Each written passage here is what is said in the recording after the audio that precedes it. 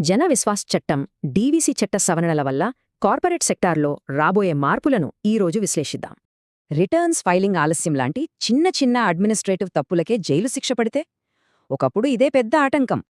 ఆ భయాలను పోగొట్టి కార్పొరేట్ కంప్లాయన్స్ను సులభతరం చేయడానికే ఈ జన విశ్వాస చట్టం 2026 వచ్చింది.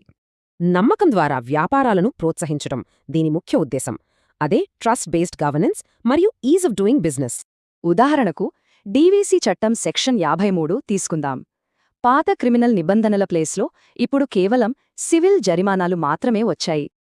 అంటే ఇకపై చిన్న తప్పులకు జైలు శిక్షలుండవు, వాటిని డైనమిక్ సివిల్ పెనాల్టీలుగా మార్చేశారు. ఇది నిజంగా పెద్ద మార్పు. అయితే ఇక్కడే ఒక ట్విస్ట్.